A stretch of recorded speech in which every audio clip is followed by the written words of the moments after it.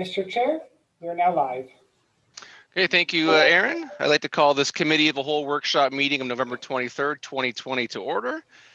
Good afternoon, everyone. My name is Councillor Adam Russell, Chair of today's Committee of the Whole Workshop. We are meeting electronically through Zoom during this declared emergency period. Members of the public may observe the proceedings by accessing the live webcast at our YouTube channel. I will ask our clerk to complete a roll call of council so that we can confirm everyone's attendance as we are holding this meeting electronically and can confirm quorum. Aaron, please go ahead. Thank you, Mr. Chair. Mayor Easton. Present.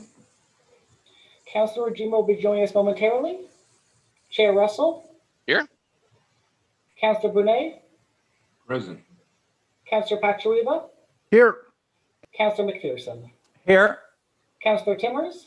Here. Councillor Wyman will be joining us momentarily. Mr. Chair, we have quorum. And Councillor Micklick. Here. We have quorum. We can. Okay. Thank you, Aaron. In addition, I want to take a moment to welcome the staff we have joining us today electronically. Our Chief Administrative Officer, Mike Kirkopoulos. Our Town Clerk, Julie Kirkolos. Our Treasurer, Terry Truwala, though I don't see her at the present time. Our Planning of Development, our Director of Planning and Development, Kathleen Dale. Our Director of Community Services, Shannon McKay. Our Director of Economic Development and Communication, Paul Deaney. Our Director of Public Works, Dave Graham. Our Fire Chief, Chief Hudson. And our Manager of Corporate Communications, Liliana Busnello. And moderating and clerking the meeting today, we have our Legislative and Committee Coordinator, Aaron Plant. IT staff will also be in attendance, and we also have in attendance for today's workshop, John Perks and Jennifer Moore of IBI Group. As this is a virtual meeting, I will ask that we follow some procedures during this electronic meeting. Should there be a connection or service disruption for the chair, or if quorum is lost, the chair or the clerk will call a 10-minute recess to reconnect and regain quorum. If quorum is lost, the meeting will be adjourned. If connection is lost from the chair, the vice chair, Councillor Pachariva, will resume the meeting. Once connection is achieved, the chair will assume his role. Each member of committee who wishes to speak, please raise the hand or use the raise hand feature on your video call, and the clerk will track our speakers list today and then invite you to speak when I open up for comments or questions at the end. Also, when I finish reading a motion and am announcing the mover and the seconder, the clerk will then call out the vote by reading each member of the committee's name out loud. Please remember to take yourselves off mute during this portion of the meeting so that you can confirm if you are in support or opposed. Also, when not speaking, please remember to put yourselves on mute. Are there any declarations of interest?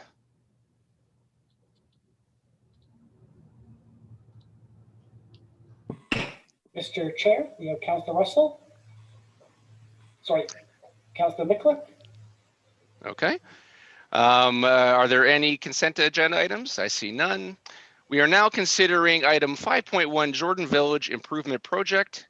John Perks and Jennifer Moore of IBI Group will be providing a presentation. The Jordan Village Improvement Project is a planned multi-year reconstruction project that involves all of the Jordan Village north of King Street.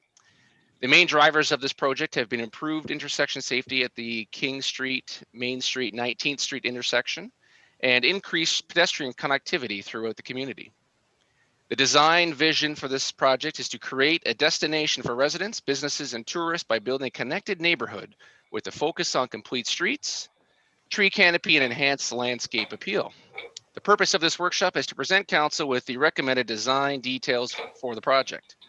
Following the workshop, IBI Group will incorporate feedback from council into the design and proceed with stakeholder consultation and tender preparations. I will now give a brief introduction to Mr. Perks and Ms. Moore, who will then take us through today's workshop. John Perks is an Associate Director and Infrastructure Lead with IBI Group. He's registered to practice civil engineering in Ontario, as well as registered as a consulting engineer in Ontario. John has over 30 years experience working on a diversity of projects, including municipal road reconstruction and improvement projects. John is a project manager and senior municipal engineer for the Jordan Village project, applying his knowledge of sewer, water, and road design and an innovative stormwater management technique to create efficient and effective infrastructure in Jordan Village. Jennifer Moore is an associate and manager of landscape architecture with IBI Group, registered to practice landscape architecture in Ontario, Manitoba, Saskatchewan, and California. Jennifer has 20 years of experience coordinating a diverse array of projects that improve the public realm and encourage active, livable communities. Jennifer has led the visioning and pedestrian realm design for the Jordan Village Streetscape Enhancement Project, applying her knowledge of complete streets, best practices, sustainable development principles, and public realm space planning. I will ask our Director of Public Works, Dave Graham, to provide a few preliminary comments about the presentation and will encompass. And then after that, I will ask the members to save their questions for the end of the presentation, and we will keep track, if they can, keep track of the slide number they want to reference so that presenters can easily move back and forth between the slides when they have a question. Director Graham, please go ahead.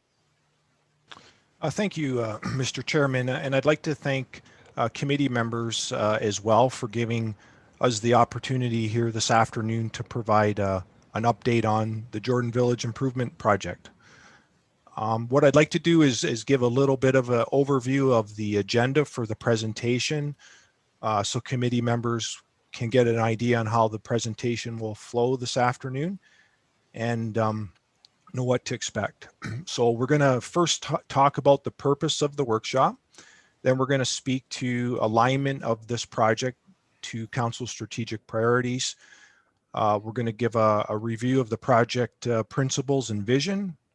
We'll provide an update on where we are with the project. And we're going to talk about improvements and innovation that have been incorporated into the design. And also we want to review the streetscape and beautification elements that have been incorporated in the design, and then open it up to any questions after. So the purpose of today's workshop. So the main purpose is we want to provide an update on the project. We want to share the final design plans with Council, and we want to answer any questions or receive any input that Council may have. So this project, I mean, it aligns to many of Council's strategic priorities. Connected community, integrated mobility and active transportation network, resilient community, promote a health and safe community, responsible and sustainable financial management, adapt and respond to a changing climate, vibrant community, drive economic potential and community well-being, become a top tourist destination and welcoming community, provide friendly and inclusive public spaces that are universally accessible to facilitate citizen connections and foster vibrant communities and downtowns. So the project drivers. The Jordan Village Improvement Project is a multi-year reconstruction project that involves all of Jordan north of King Street, or all of the Jordan Village, I should say, north of King Street. The main drivers for this project include improved intersection safety at King Street, Main Street, and 19th Street intersection, increased pedestrian and cycling connectivity throughout the community, provide local drainage improvements and other infrastructure investments, increase on-street and area parking availability, includes traffic calming, and maintaining local heritage while investing in neighborhood appeal. And the project vision. So the design vision for this project is to create a destination for residents, businesses, and tourists by building a connected and beautiful neighborhood that focuses on safety, complete streets, landscape appeal, and local heritage. Some highlights of the project include new signalized intersection at King Street and 19th Street, pedestrian square at Main Street and King Street, integration with the new Jordan Museum site and existing commercial district in the village, increased neighborhood appeal through landscaping and roadway pavers, focus on investing in the local tree canopy, wayfinding pillars and signage, improved decorative street lighting, dedicated cycling facilities and increased pedestrian connectivity, and community parking lot with an arrival zone. So project status and next steps. So where we are with the project currently. So currently underground utility conversions are progressing well, and that's burying all the overhead wires, hydro wires. And that work is expected to be completed early Q1 2021 next year. Final stakeholder meetings will be conducted in December to share final design plans and coordinate with affected landowners. So we're going to be doing that. The detailed design is nearly complete. We're finalizing details now.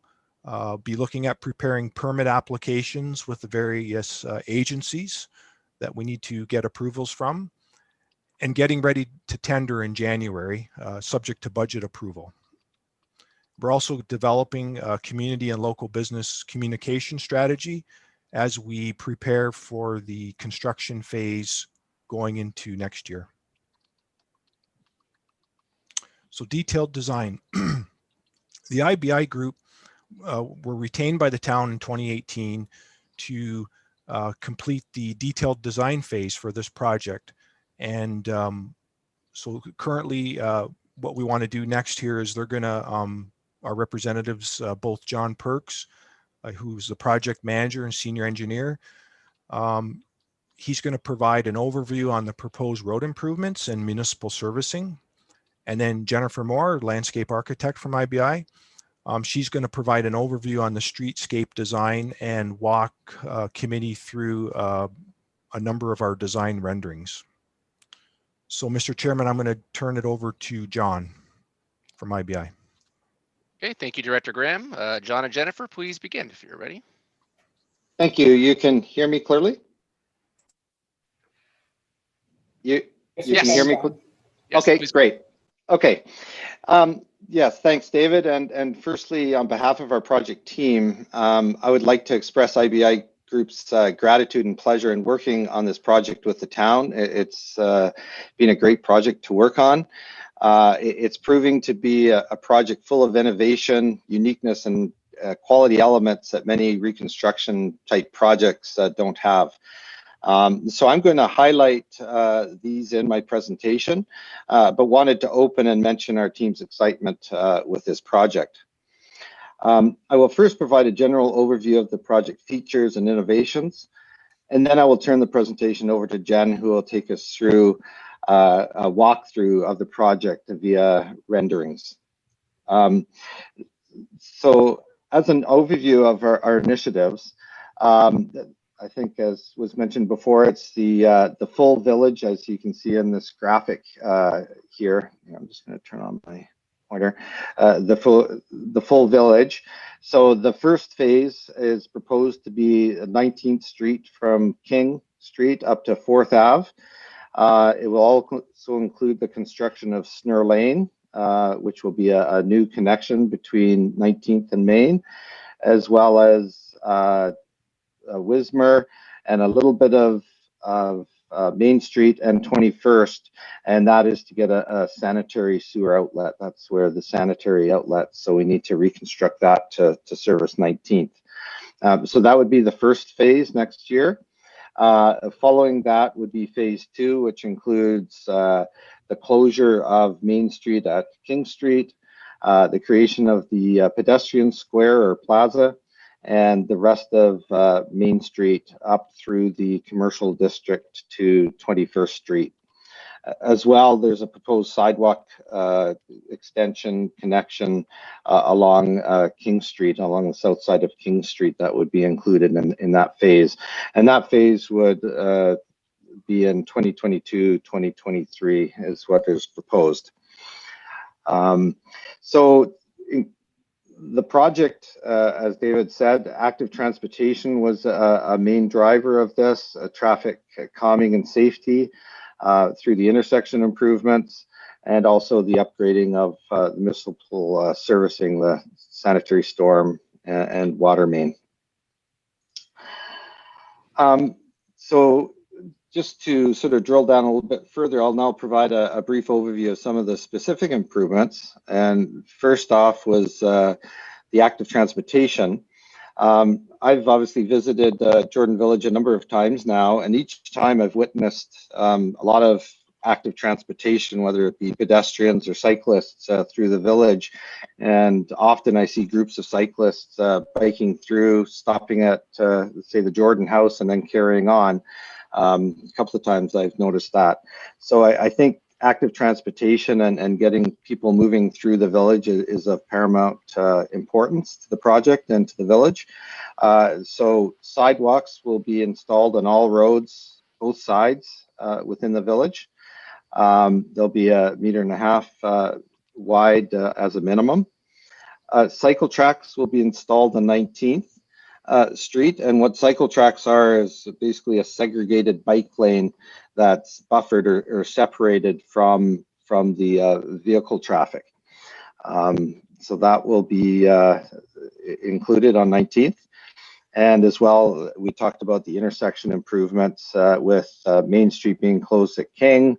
The King intersection would become signalized, and the 19th intersection with Schnur and also with Wismer will become three-way stops, with the Schnur intersection being a raised intersection, just given that we expect a lot of pedestrian travel from the municipal parking lot near the fire station and into down Schnur Lane and into the village. So that would be a raised intersection. I've mentioned the creation of the plaza and the pedestrian square, and this graphic over here shows the location of these features. So the plaza would be obviously in this area here. This was the Schnur Lane extension between 19th and Main Street. The municipal parking lot will be enhanced. It's already a parking lot, but you know, it has little delineation, and you know, the parking stalls aren't delineated, etc.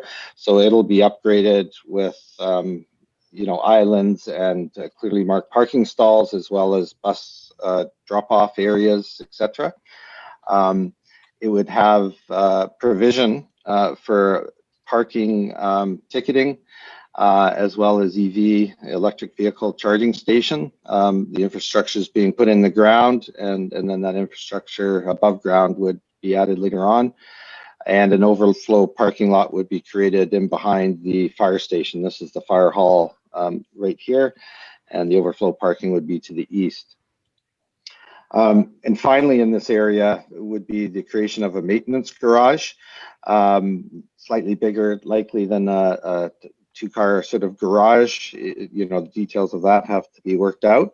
But the thinking of the project team was, you know, with the creation of the pedestrian village and all the other enhancements, the town's going to need a spot to store such things as planters and hanging baskets and other sort of maintenance equipment that might be needed to service the pavers and etc. Just looking at the servicing, the sanitary and water systems aren't, there's not too much to say there other than that they're being replaced and brought new with new pipe. The sanitary sewer, some redundancy is going to be eliminated up by 4th Ave. Currently the sanitary extends westerly of 19th into an unopened road allowance, and down through there and connecting over to 21st. That will be abandoned, and a sewer will be installed down 19th and Wismer. So bringing the sewer into the municipal sort of right away where it's easier accessed. But other than that, sanitary and water systems, as I say, are just being reconstructed with new pipe and no other significant changes to that. Stormwater system is another story. With the urbanization of 19th and Main, the ditches will be filled in, and so storm sewers will need to be installed with catch basins. The sub-drains will be installed to increase the longevity of the pavement structure. and stormwater quality control will also be implemented to enhance the quality of the stormwater. The stormwater quality be addressed in two methods. Firstly, are soil cells, and what they are is a subterranean system that allows topsoil to be placed under hard surfaces. So in this graphic, you can see these cells underneath, say, a parking lot, or it could be under a road, and these cells are filled with topsoil, and then the tree or vegetation planted on top.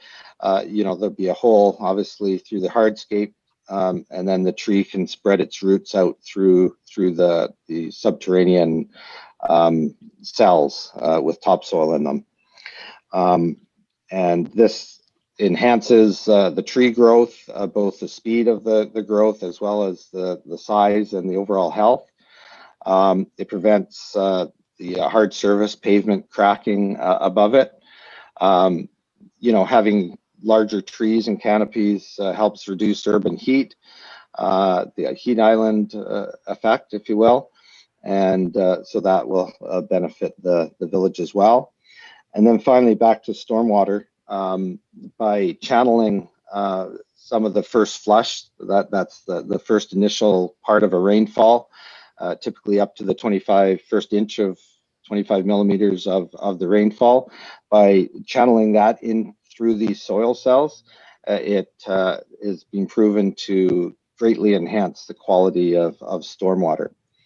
And so, sorry, on this slide, it just shows the catch basin, the water being funneled into the soil cells, and then there'd be an overflow out of these soil cells. And it's been proven, as I say, to have significant benefit to stormwater quality. And then downstream, not all the water will get into these soil cells. So downstream, we'd have to have oil grit separators, such as a storm scepter or other, that would treat the water prior to discharge, to the outlets. And finally, pavers. I think we mentioned that before. The intent is to use interlocking concrete paving stones on certain portions of the project. And these have a few benefits that we deemed appropriate. Firstly is aesthetics. It facilitates much more color and texture to be integrated into the streetscape. And those aesthetics can be maintained much better into the long term than other surface materials such as asphalt or concrete. I think all of us have experienced a new road being constructed, and then shortly thereafter somebody needs to do a utility cut or cut in a new service lateral or something to lot severance, etc. With pavers, very readily you can pick up the pavers, do your work, and then put the pavers back down, and it'll look like it did before without the unsightly utility cut in the surface. So pavers are much better aesthetically. As well, their lifespan is significantly longer. These are just sort of ballpark estimates, but asphalt is pretty much maximum 25 years, whereas pavers is plus 50 years of service life. So, pavers cost more, but their long-term, both aesthetics and lifespan are much greater. As well, sustainability on the green side of things. They take 33% of the energy that it would take to produce asphalt.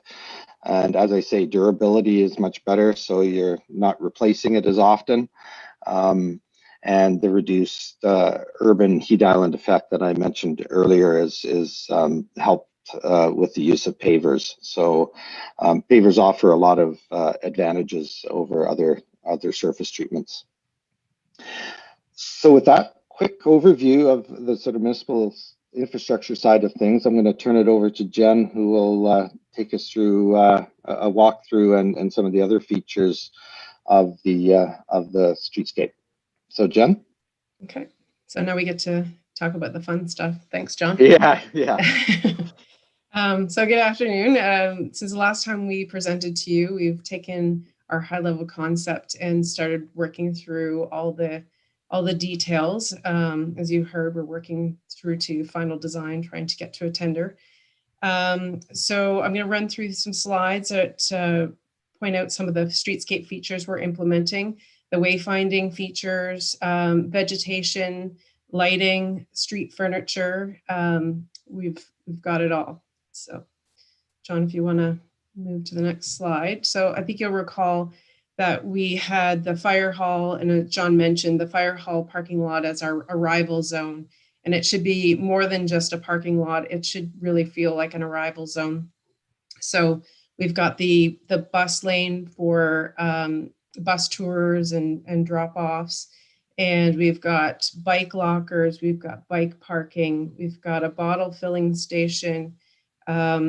We've got quite a bit of parking. So there's 7 AODA parking spots, 58 standard spaces in the main parking lot, plus 62 parking spaces in the overflow. So that's a total of 127 spaces.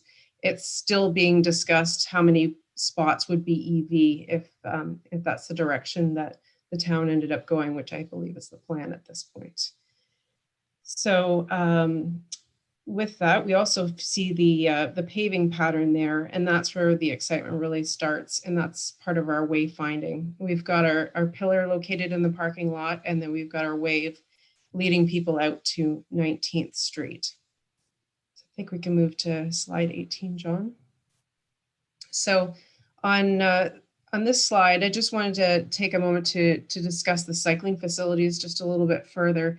You saw the cross section that John presented, and this is it in plan view, the rendering of the plan view. So on 19th at Wismer Street, you can see the cycle track. We've got the buffers between the cycle track and the road for safety, and a buffer between the cycle track and the sidewalk. We really feel that these off-road cycling facilities will encourage more families and not just the avid cyclists who are already comfortable riding on road. I think that this will be a really great family facility. And we've provided the 6 bike lockers in the parking lot at the fire hall, and we've got 32 bike racks strategically located throughout the village. So we can move on to the next slide, John.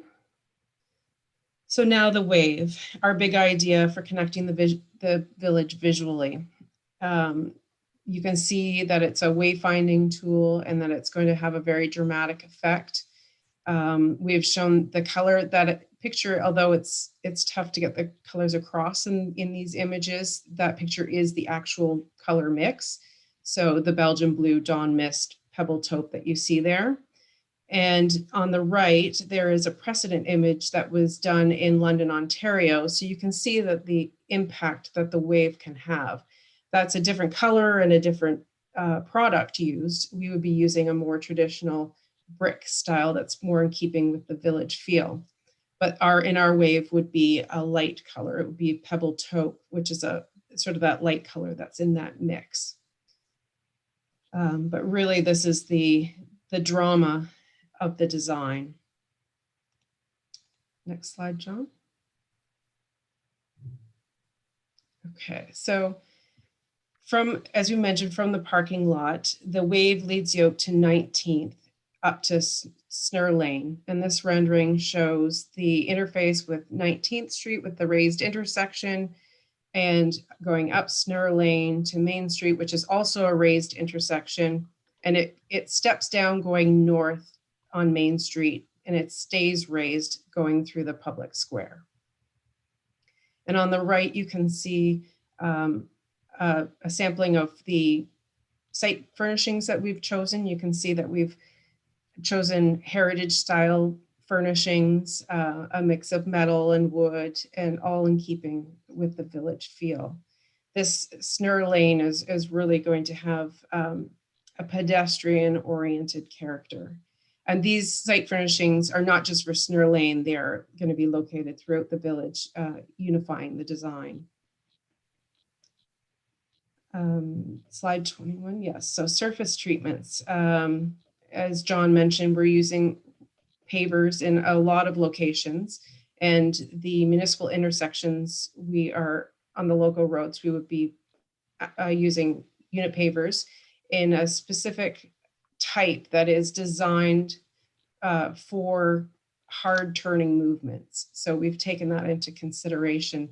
So the brick style that we're using elsewhere, we're taking that up another notch and using it at the crosswalks, because we know that they're going to take, they're going to need to be durable for those turning movements. For the region intersections and the ones on 19th, there were some concerns expressed about using pavers. So for those intersections, we would be using either decorative stamped asphalt or decorative stamped concrete. All the sidewalks in town are standard concrete. That was a conscious choice to contrast with the rest of the paving, so that for visually impaired, it's very clear where the safe, clear sidewalk is. And then the boulevards will be a flagstone style paver in the same color as the wave. So the colors will all tie together and complement each other continuously throughout the village. So this rendering is a quick illustration of what snare would look like. You can see the wave design. You can see the benches, the traditional style benches.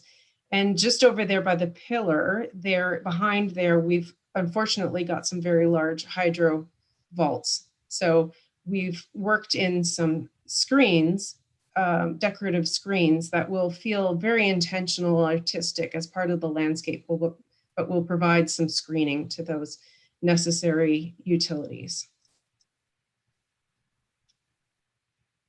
And this next rendering is at the end of Snur Lane where it meets Main Street. Again, carrying the materials, the unit paver crosswalks, the wave. We've repeated the screens. Again, there isn't anything there that it's hiding, but it makes it feel intentional. You can see the bike racks worked into the landscape, and the Canada Post location is actually, as far as we know, remaining in the same location it was before.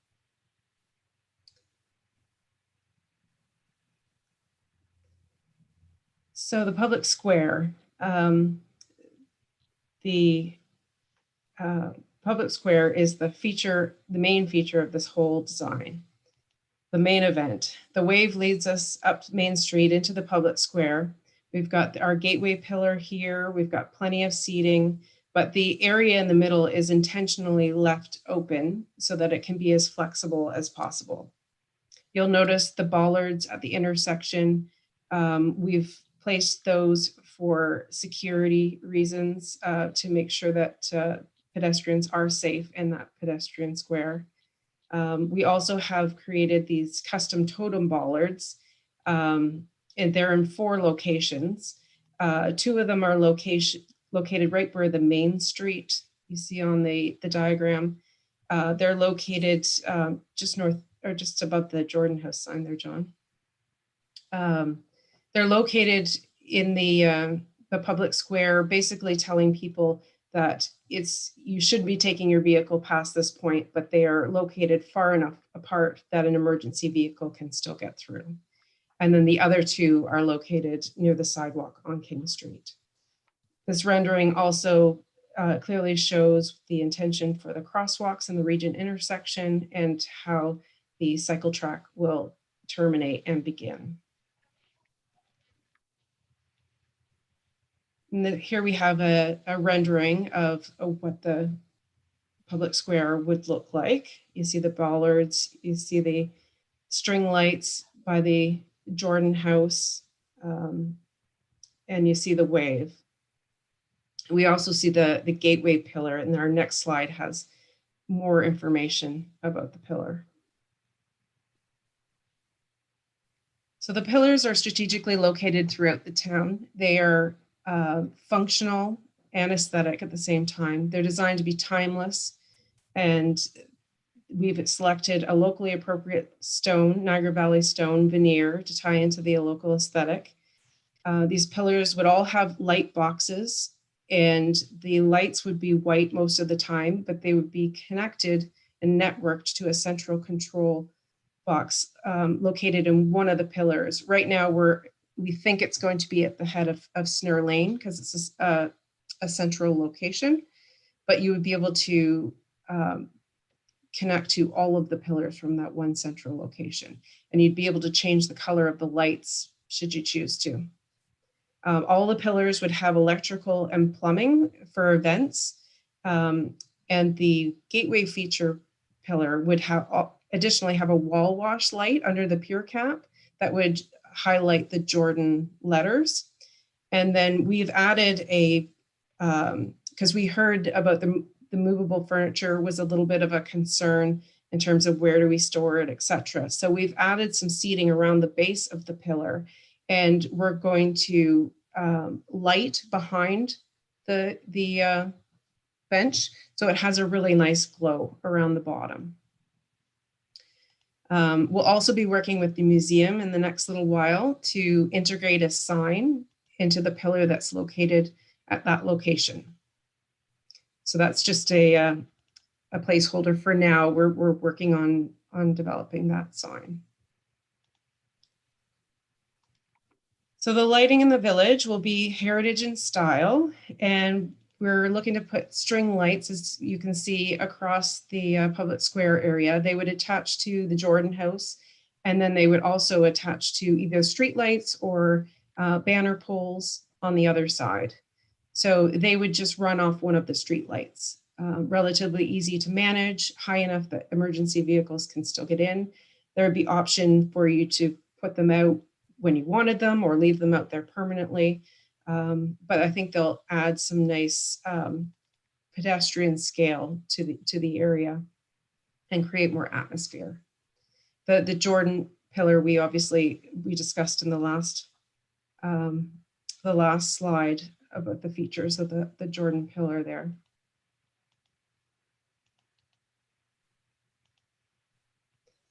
And so this rendering shows Main Street. You can see the museum location and how we're working to integrate the landscape at the front of the museum with the streetscape. We've worked in a drop-off area for buses in front of the museum. And to the left there, you see what a typical lay-by would look like in the adjacent pedestrian zone, with opportunity for parking meters in the future and benches and trash receptacles. We've worked very hard in all of this design to try to keep as many of the existing trees as possible, because we know how important they are. And as John mentioned, the soil cells will go a long way towards replacing any trees that do get lost. This rendering is of the museum area, a little bit more graphic representation of what it will look like. And the next slide is just a little closer up so you can see in more detail. We've had to move the pillar and the site furnishings to the museum side of the sidewalk to allow for the bus pull up, because we've realized that a bus will pretty much fill that whole zone. But I think that's okay. I mean, it allows the museum to be really integrated with the streetscape.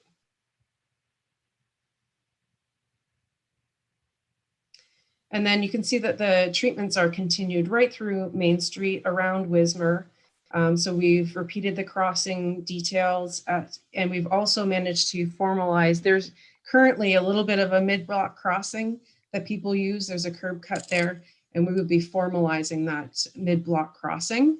The other thing that this has allowed us to do is we've been able to continue the sidewalk and have it on both sides of Wismar.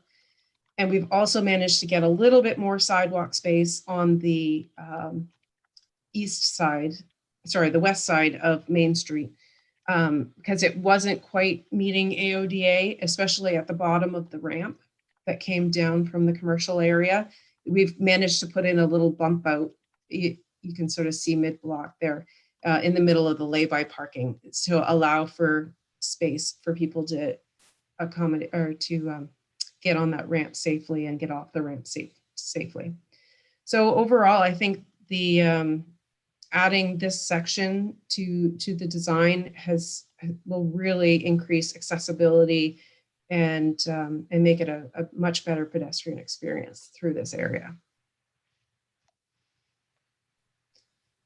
And then this slide, we have 19th Street at Wismer. You can see that 19th Street will be asphalt, and we will be using either decorative concrete or decorative asphalt for the crossings on 19th Street.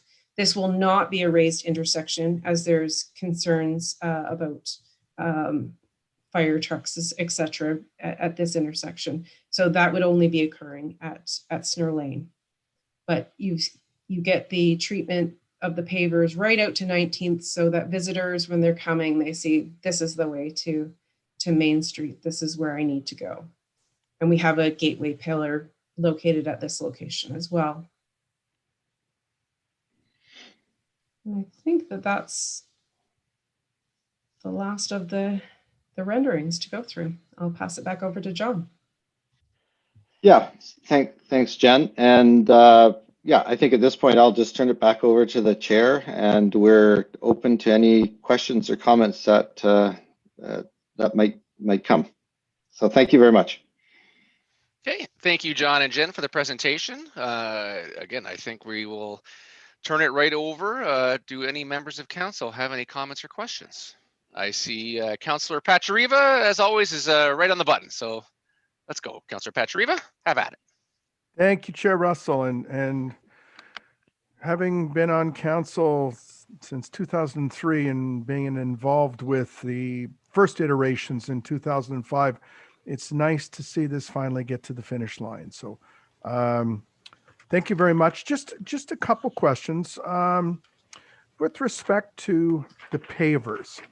So anyone that's done a interlocking brick walkway or driveway, at some point it heaves and you get the unsightly grass and moss and all that kind of jazz growing through it. So how will this be different from that? Is it the amount of base that's gone in, or just curious? Right. I can, maybe I'll say the first few words, and then Jen can certainly pipe in too. So we've, it's a very good question. We have did a lot of research and prepared a brief on the use of pavers. And we also solicited some input from Unilock, which is a big paver supplier, as well as the geotechnical engineer. And yeah, so there's a lot more granular that I think that would go in with the road, as well as we're using a geogrid, which is sort of a mesh that goes under it to increase the strength of the pavement structure.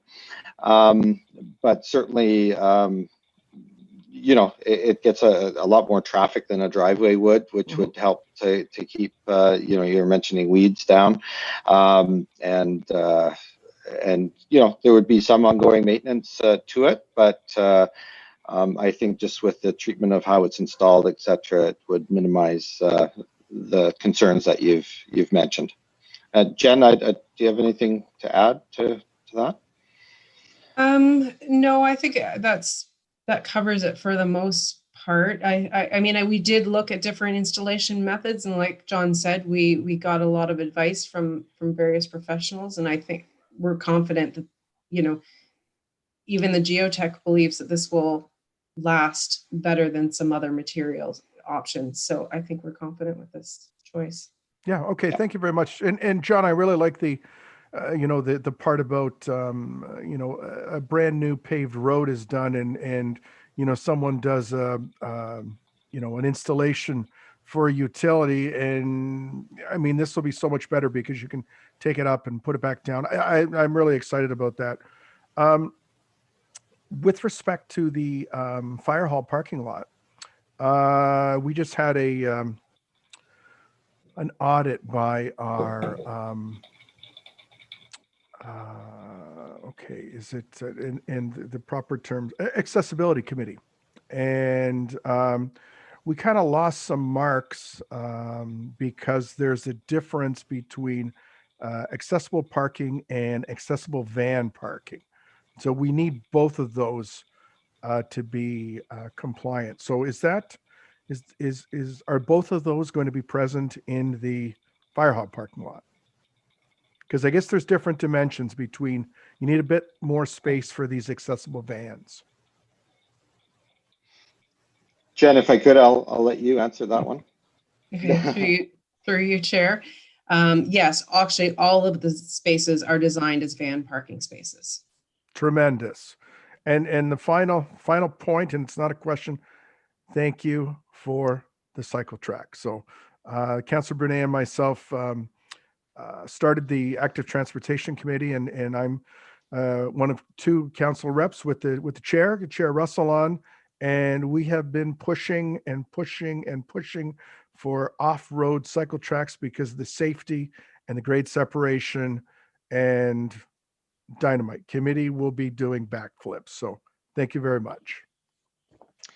Thank you, Mr. Vice Chair, and I will concur. They will be doing backflips. It will be very exciting. And I think that's a great segue over to Councillor Bernay, one of the founding members of that Active Transportation Committee. Councillor Bernay. You are on mute, Councillor Bernay.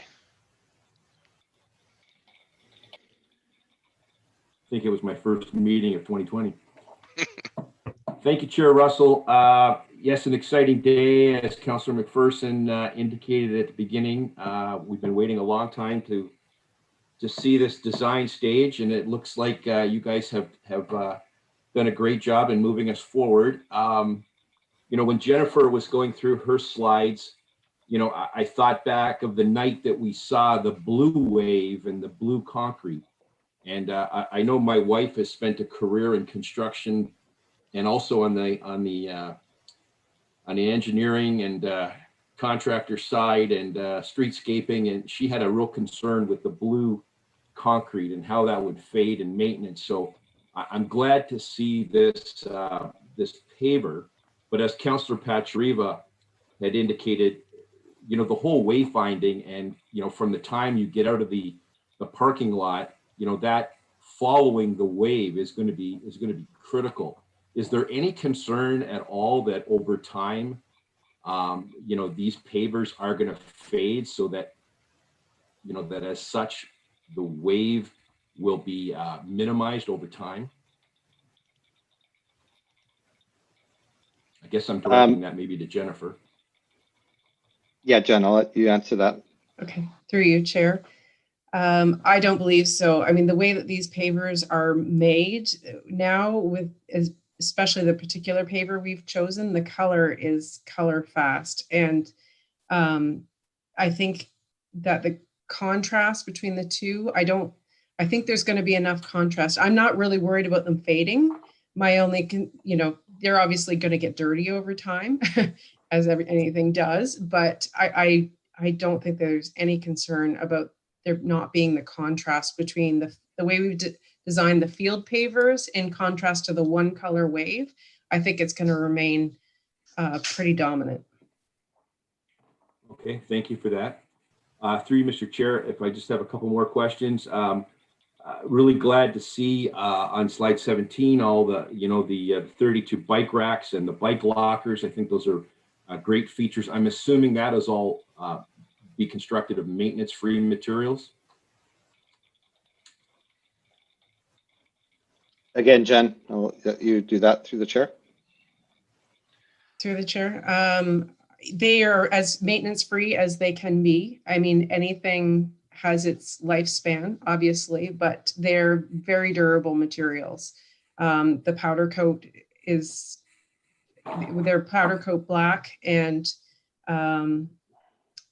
yeah, they're top notch in the industry. Okay. One question, and maybe this is more to our staff. On slide 11, we talked about the EV, the charging stations, and the parking ticketing systems, and that slide indicated provisional. and there was in parenthesis, grants. I always get concerned when, we're looking at a project and, we talk about provisional. In other words, well, we're not going to do it now, but we're going to look at it later on in the project, and later on never comes. I wonder if staff could maybe comment on that as to is it just about the cost? Is that the only reason we wouldn't consider doing the EV charging stations and the parking systems now?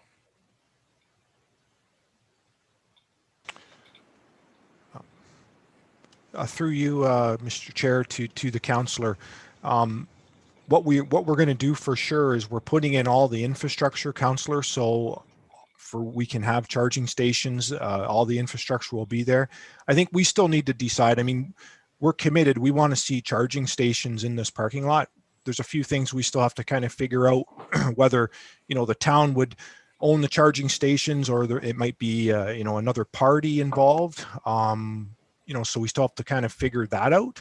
But our intent is to have charging stations in the parking lot. Sorry, Councillor. And I appreciate that. I just think if you look at any new construction that's taking place right now, you drive down into the Grimsby area, into the arch there where it says Grimsby on the Lake, and you drive around, you see lots of electric charging stations. You drive over to Bench Brewery, Matt Giffen has basically designated some EV charging stations. I think it would be a missed opportunity that if we don't look at it in a fulsome nature, saying it's provisional and we're going to come back and we get some feedback that it was a missed opportunity. Just an observation. I just don't want it to be missed. My last question through you, Mr. Chair, to the sorry, Councillor Bernay, you're at 3 questions, so I'm going to ask you to come back in. But I think our CAO has a comment on the last question you had. Thank you, Mr. Chair. And to Councillor Bernay, Councillor, if I could just make a couple of comments as it relates to the charging stations. I think between now and when construction starts, we're going to endeavor to do a little bit of research and reach out to a number of private sector providers and see what type of partnerships are available. But I think just like your comments, staff have spoken about this, and I think prior to that parking lot opening, we'd like to have those charging stations there. So we'll definitely be moving in that direction, and I would suggest before the parking lot and the project is completed, you will see charging stations there. That's great news. Thank you, Mr. CAO, and thank you, Chair. I will hold on to my other questions. Hopefully some of the other councillors will ask them. Thank you. Okay, thank you, Councillor Bernay, and thank you, Mr. CAO. We will now go to Councillor McPherson. Please go ahead. Thank you, Mr. Chair. And if I am losing everybody, please wave so I know, and I will relocate and come back in, because most of the comments have been kind of choppy on my end, so it's probably my Wi-Fi. I also have a fairly long list of questions, so I'll probably have to jump in a couple of times. And certainly thank you to John and Jennifer for the presentation. I am absolutely thrilled. I haven't been this quite as long as Councillor, so I come into this a little after he does, but I've been at it about 5 years. So it is very exciting to get to this evening and to see the final design. My first question is going to be about mature trees. And what is the plan for the mature trees that still exist on Main Street?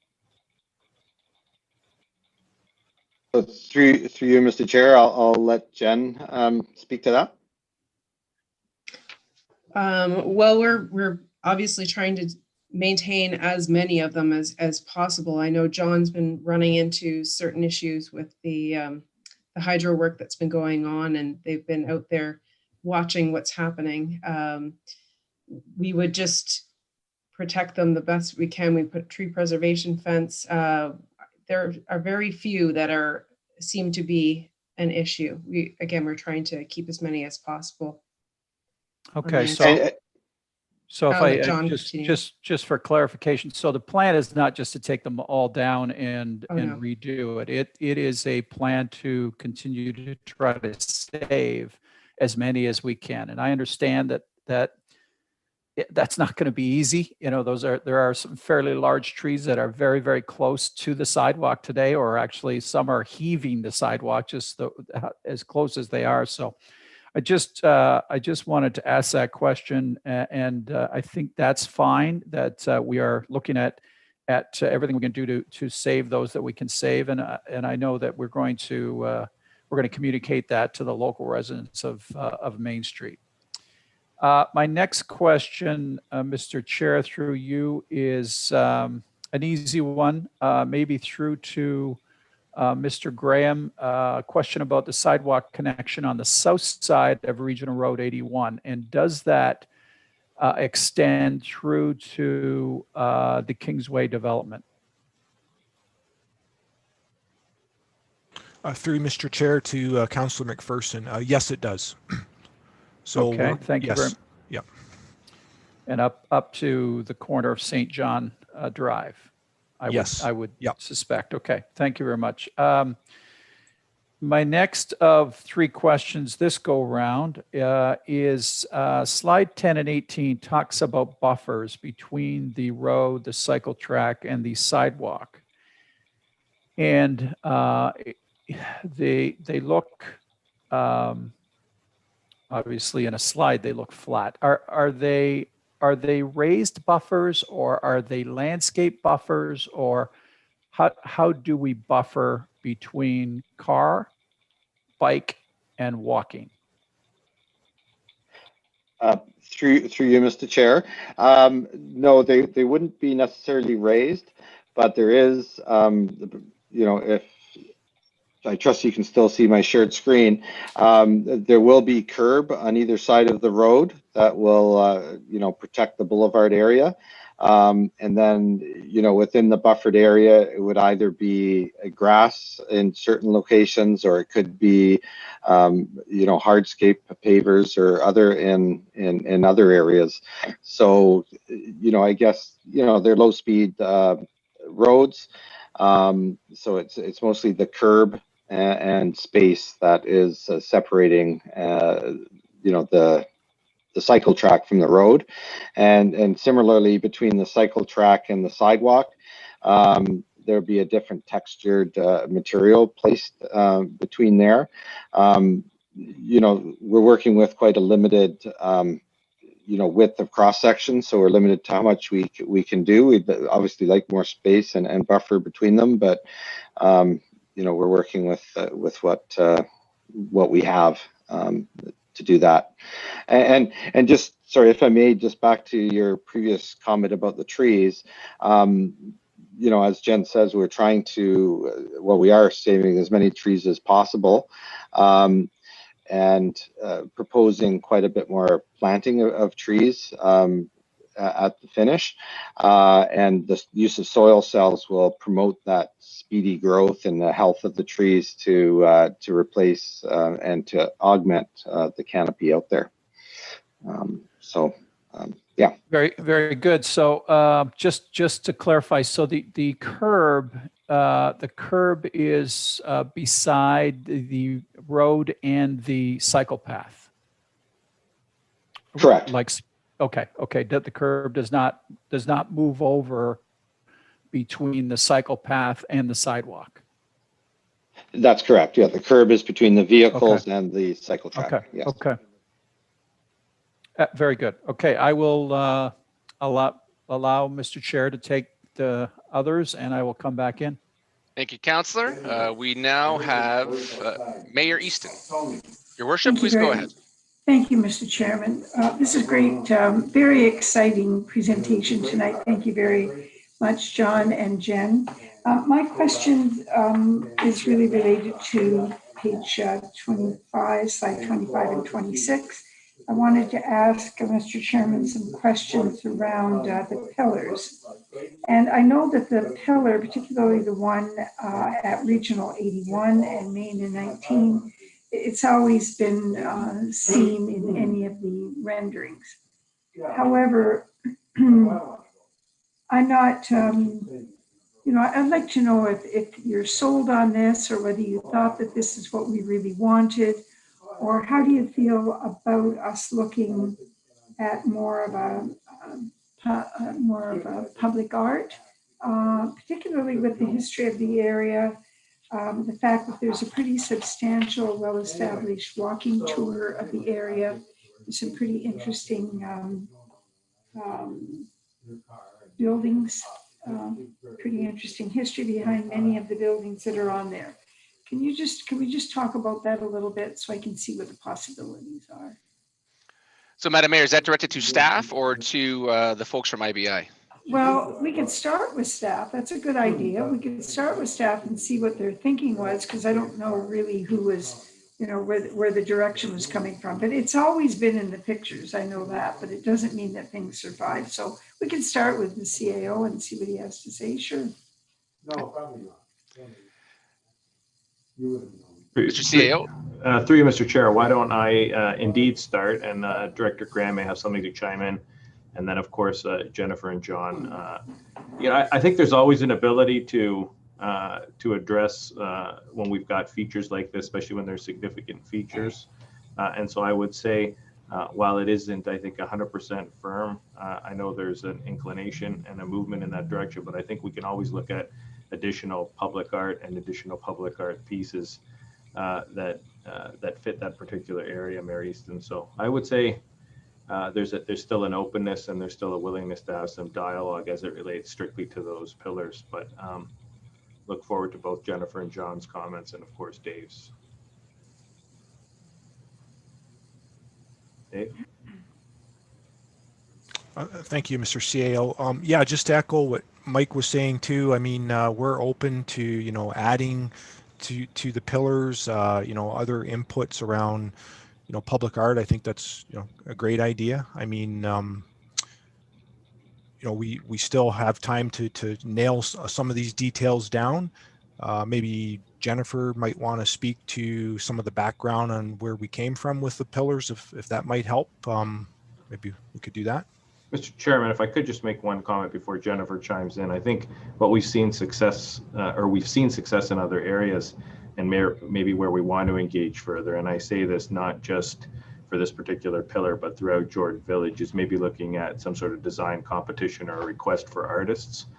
So I think there's a number of ways that we can definitely address it, but I'll let Jennifer chime in. Yes, thank you. Yeah, we did at one point, actually, after the last time we presented to you, go and look at a few different options. The team came back to this choice to move forward, mainly because we feel that it's a sort of a timeless element, and it's also functional as well as aesthetic. So it's certainly, even if we looked at some public art, which we would totally be open to doing, I think it's still a critical feature as part of how the design works, because again, these being critical to events, etc. I think that they really are important features from that perspective. But yes, we did look as a team after the last comments, look at some alternate options, but and in the end moved forward with this design. Thank you, Jennifer. Madam Mayor? Okay, that's very helpful. Certainly timeless and functional is worthy of consideration for sure. I'm looking not only at the Jordan picture, but I always have it in my mind that eventually we're going to have these gateway features that are in every village and hamlet in the town, and they're all going to have the ability to display some element in them that is unique to the history in that area. And I think if it became very clear during the 50 Faces project, and you've all done your wards, so you know what the response of the public was. And there is a tremendous, it's not narcissistic. It is a genuine interest in maintaining those things that are really unique to the place that they live. And since I know a lot of the deep history all of these areas, I could see something really exciting happening. What I like about this is that it repeats itself. And I think there's a value to having a repetition. But I guess the one that I'm probably having the most concern about is the big one, because it just looks like a big, it just isn't very interesting to me. So I'm hoping that there will be some flexibility, Mr. Chairman, to see what else we might, what might happen. We really haven't had an opportunity to have any input into that. And I know that we are looking at public art in a number of areas, and where we've done some of the small things, it's been exciting and very satisfying. We've got a great little parkette that's coming along in the Jordan Valley, and all these things I think will come together beautifully. So we'll leave that one. I think I've probably left enough seeds of discontent around on it. So maybe there will be some other thoughts. And Mr. Chairman, the other question that I have is, I noted in the document that there was a recognition that people had encroached out to the road, the right of way, which is quite typical, certainly of a town of this age or a village of this age. And so my thinking is that it's probably going to it'll have to take some additional coaching first to identify with people. Maybe that's already happened. And then, so there are no surprises. So people don't all of a sudden have this big surprise. And I think about the one house, which has now been sold, that's across from the Creighton Antiques, where they actually planted the whole right of way and were, quite happy to say, yes, we'll remove it when the time comes, but who knows what the new owners know. So I just would like Jennifer or John to speak about how the coaching will happen and how the support will be given to people throughout that process. Through you, Mr. Chair. Very good observation and question about that encroachment. Yes, certainly we will be reaching out to the individual stakeholders where there is encroachment, and meeting them one-on-one to discuss and to to highlight the encroachment. The buildings we're not obviously going to be moving, but there is some fences and other locations that I think will be sort of relocated back to the property line, because that's more readily done, and to get them where they should be. But I think the answer to your question is, consultation with the landowners about the specific areas of concern. Okay, that's fine. Thank you very much, Mr. Chairman. That's good. Okay, thank you, Your Worship. Just before we go to Councillor Timmer, I just want to make a quick comment to try to stay on point with what Madam Mayor mentioned about the pillars. One of the questions or comments I had noted was, if we do stick with that pillar concept, if there is a way to create some sort of historical reference for each pillar to tie it back to either one of the founding families of Jordan, just to give some historical reference. Again, may even be like a naming of each pillar, like the Fry pillar or whatever. I know our staff is very in tune with that type of thing, so it's not really a question. It's just a reference to keep on a notebook somewhere down the road if we do go down that road, to see if there's something that we can do to tie it back into that long-standing history of the area. So that being said, we'll go to Councillor Timbers. Thank you very much, through you, Chair, to Mr. Perks and Ms. Moore. Thank you very much for coming back this evening with the presentation. Some of my questions have been answered. I still have some questions about the pillars, but I'll leave that for now. My question is regards to page 24 with the bollards that are lined up on Main Street between Main and King Street, not King Street, Highway 8. I want to call it by its regional name, but I'm blank right now. So the bollards there that are going to be in the intersection, are they movable? I heard you say something about some are movable, but if you could just clarify for me. Yeah, through you, Mr. Chair. No, Jennifer, correct me if I'm wrong, but the majority of these bollards would be fixed. Certainly, if the town wants one or two for access to be movable, they could be, but I think the intent was these would be fixed. I think the movable bollards were further up Main Street, where we're trying to prevent vehicles or dissuade vehicles from coming down into the plaza. Certainly they do need to, because there's, obviously a parking lot for the Jordan House, sort of, if you can see my screen, just on the west side of Main Street there, and plus there's two other buildings down here that would need access. But maybe I'll turn it over to Jennifer, but I think those are the movable bollards that are further up Main Street. Yeah, just to clarify, the removable ones are where the parking behind the Jordan House meet the public square and Main Street. It's because they need to be removable to allow fire truck access. But the ones at the intersection are fixed because they are intended to stop a car if a car went off and went into the pedestrian square. Fair enough, makes sense. Okay, thank you for that. My other question is, so Snur and Wismar are both, sorry, I don't have the page in front of me, but they're both going to be raised three-way stops. Is that correct? No,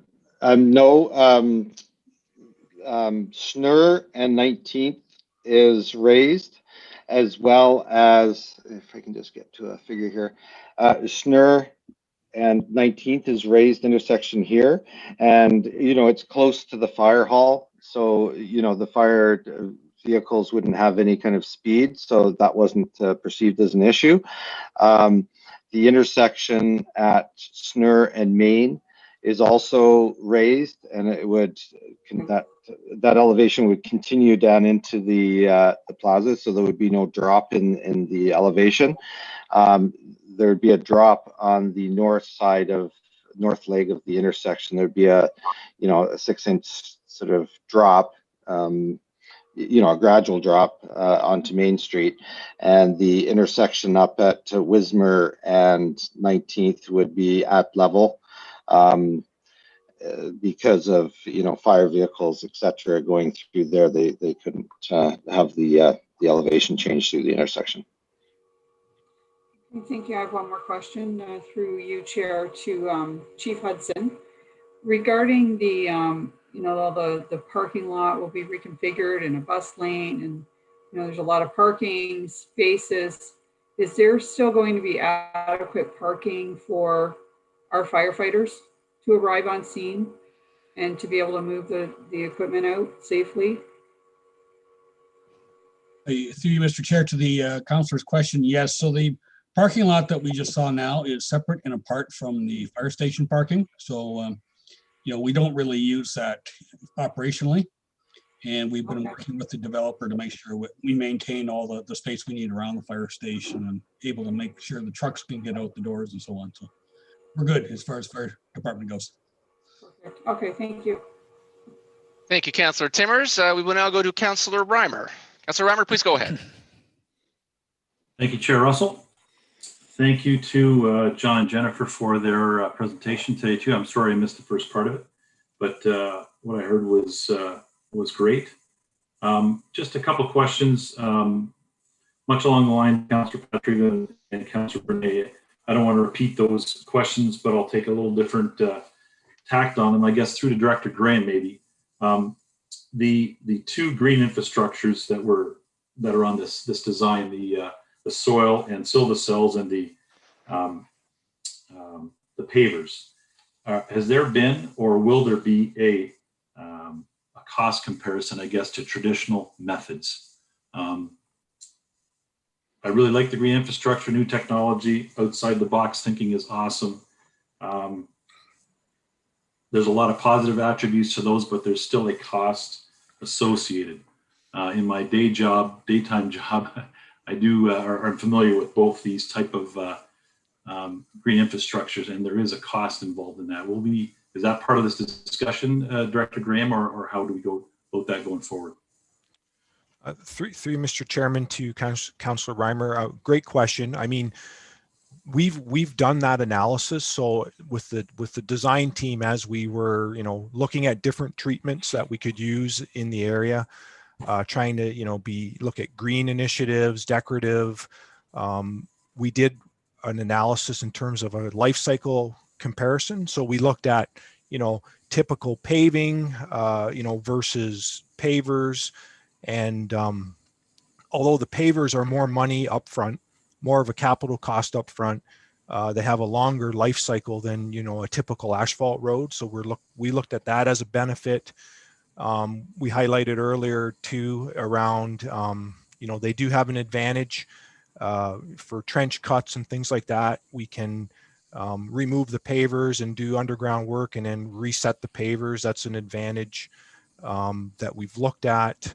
We've also tried to think, when we look at the future and changing climate, there in the industry right now, there is a lot of discussion around heat mounding off roads and public areas where we have people, and we want to encourage a lot of people in this area. So, your typical black asphalt, when we look at heat and summer's getting hotter, an advantage of the pavers where, you don't have that heat reflection as much.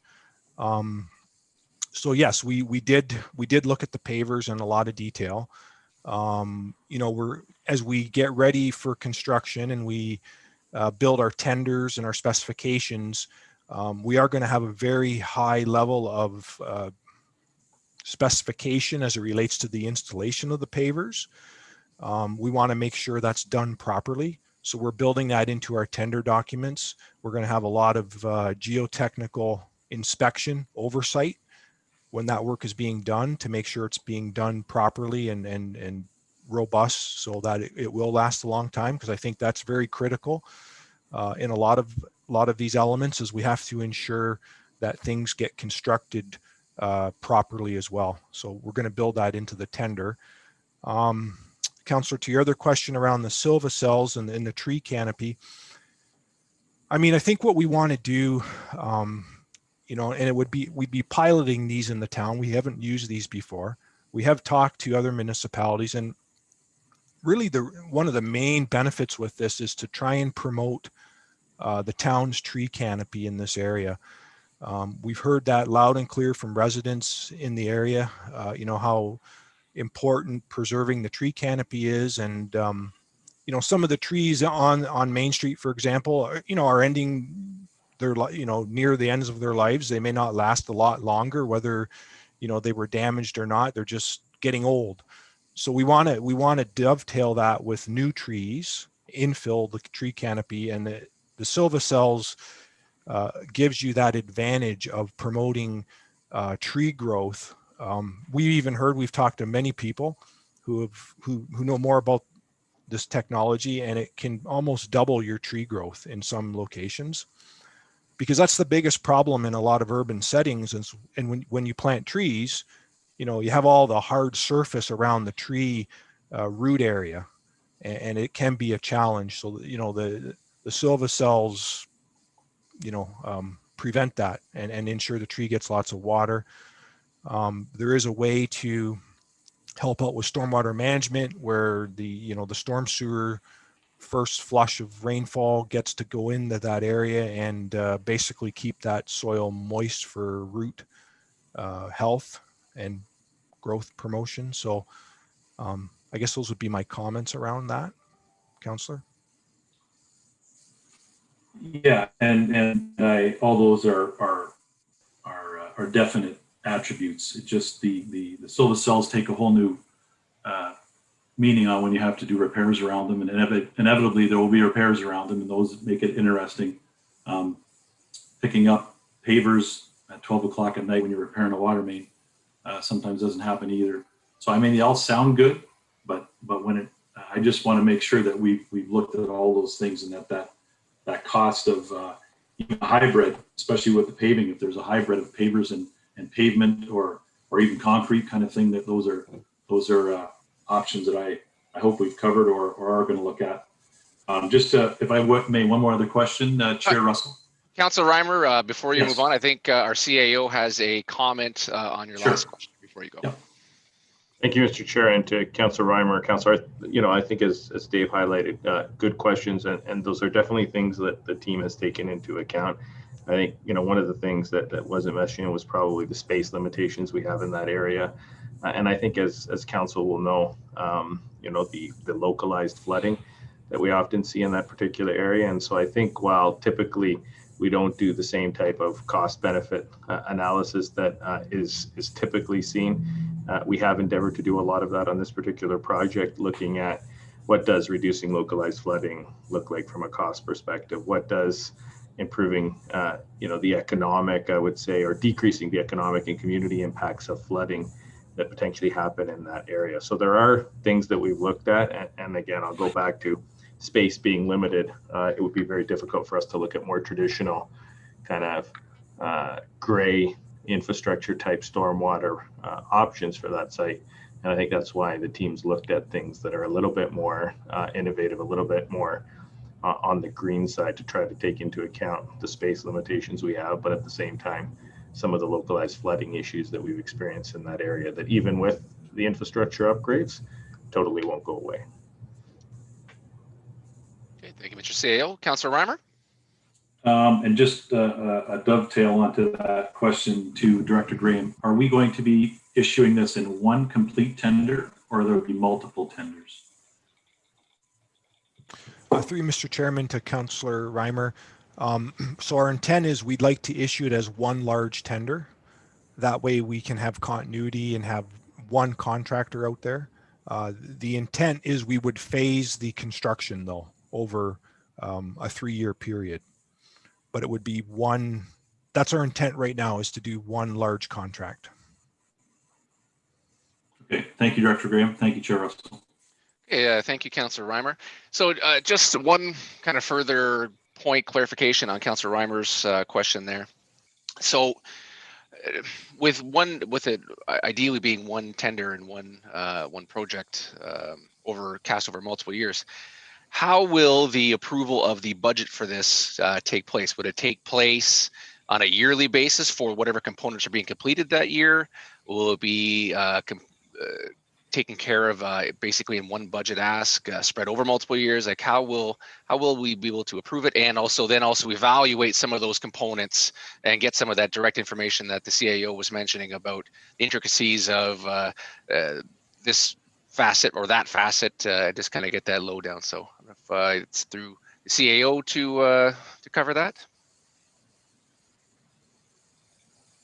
Through you, Mr. Chairman, I do see Terry on the line, so I'll let her and Dave start that. I know, as is the case with most projects, and this one in particular, where we've got some of the finance coming from long-term borrowing. That long-term borrowing won't be issued till the project's complete, and we have to be at that stage where payment is secured. And so there's often that lag that occurs in terms of how that issuance happens. But as it relates to, I think, the particular touch points in that and coming back to council, I will let Terry chime in on how that cash flow occurs.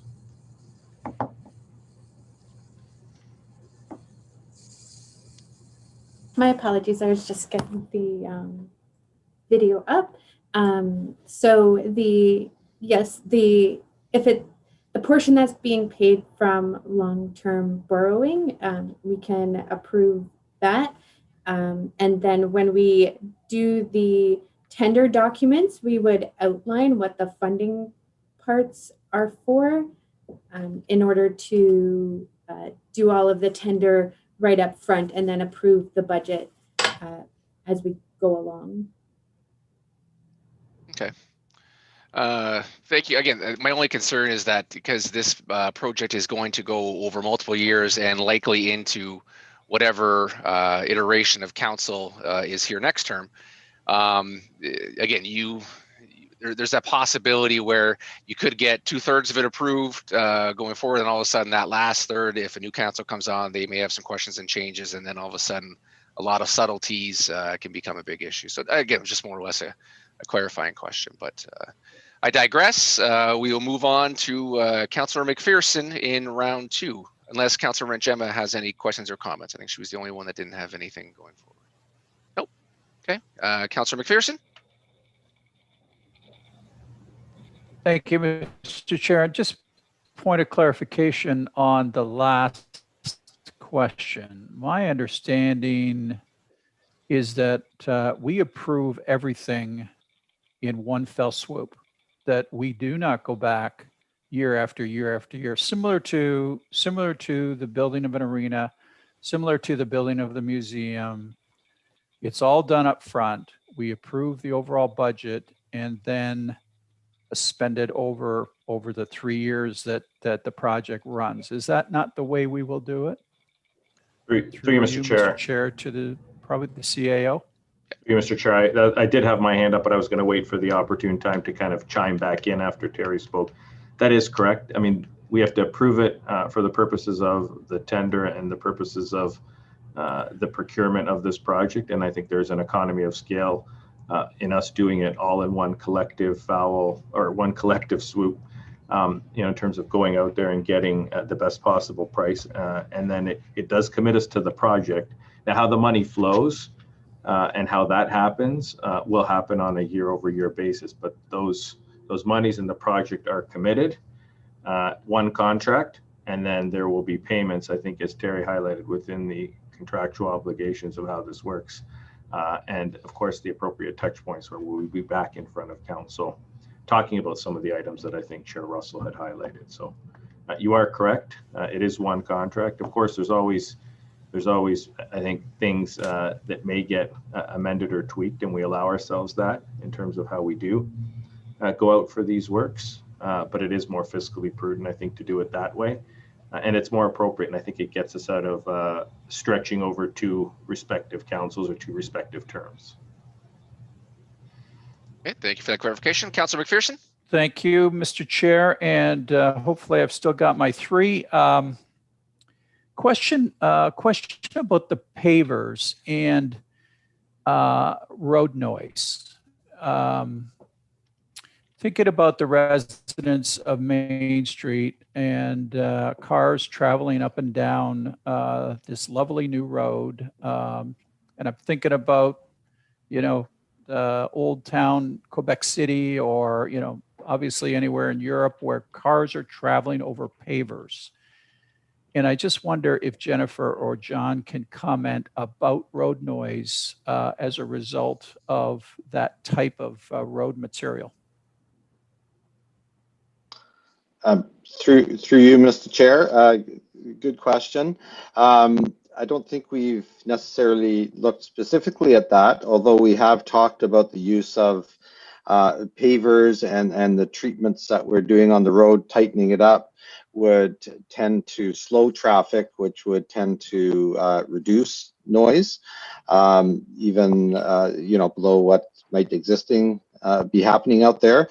And certainly, the road as it is now has, is getting older and has cracks and stuff that would have noise. So I wouldn't have expected it to be significantly different than what it is. If not maybe a bit less, given the traffic speeds, I would expect to decline a little bit. But those would just be my initial sort of thoughts and comments on it. I would have to research it further to probably more accurately answer your question. Jen, have you had any experience with that question? Yeah, I mean, I can recognize what he's saying, but I'm thinking that it's more to do with unevenness. So you mean your reference to Montreal, where there are granite sets and they are, there's a significant amount of bumping and noise. I think with the smoother pavements, I don't think you have the same issues. And because, as John, as you say, I think the low speed will mitigate that. Good to hear. Good. No, that's good to hear. And the reason I ask is we did have a situation. Now, it was on a much faster road, but we did have a situation where pavers were actually taken out because the noise was loud for the cars going over them for the neighbors. But if I hear what you're saying, if they're smooth, if the cars are going slowly, it's not going to be a problem, and I appreciate that. So Next question, Mr. Chair. Crosswalks. So we had a crosswalk out in front of Cave Springs Winery. We've got crosswalks on 19th Street. Are those crosswalks signaled so that a pedestrian can push a button and traffic will stop when they're crossing? Through you, Mr. Chair. The only signalized intersection currently proposed and that I'm, forecast to be needed is at King Street and 19th. All the other intersections would be, stop sign controlled.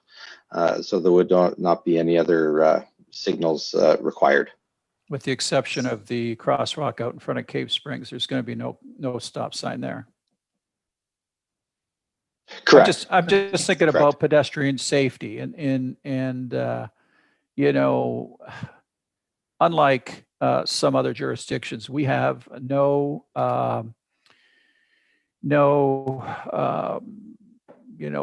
way of stopping cars that are coming at a crosswalk. There's nothing that tells a driver to stop for a crosswalk other than those that are smart enough to see somebody standing there and stop. So there is that potential for it's encouraging somebody to cross the road at that particular time, but there's nothing saying the car has to stop. So I'm just wondering if there was any consideration for a simple system of pushing a button, a yellow light flashes, the car stops, the person can go across the street, everybody's safe.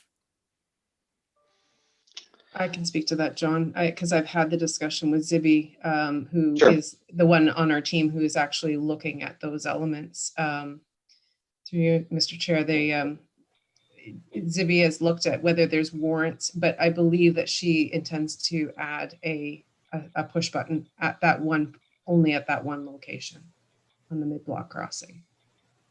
Okay. But she has to just look at the warrants first. Right. Okay. Very good to hear. And I guess finally, I've got about 3 or 4 more. Councillor McPherson, I'm going to put you on pause. Well, hang on. I got one more of my 3.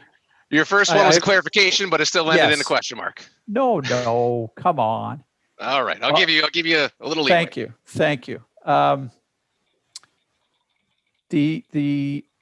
The other thing is around the town hall or the town square, and a couple of things on the town square. First of all, a comment. I like the pillars. I think that one of the goals that we've had, and I think Councillor Mikulik can talk to this because he operated a business right beside the Village of Jordan for years, and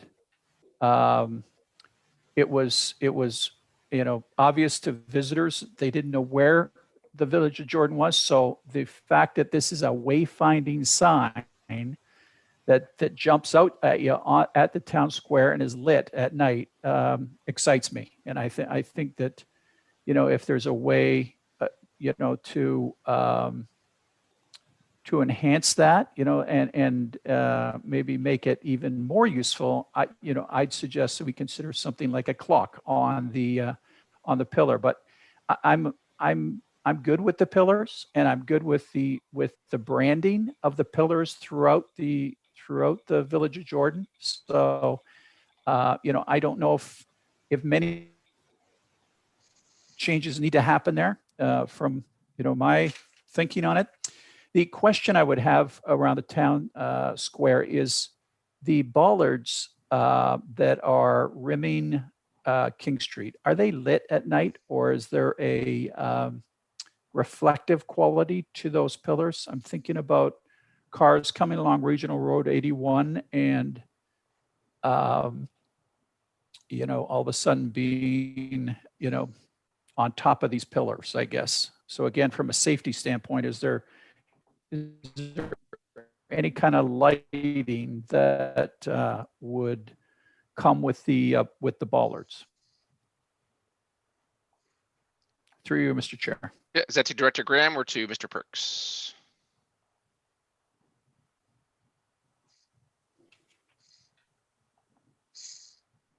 Mr. Chairman, maybe Mr. Perks could comment on that, or Jennifer. Thanks.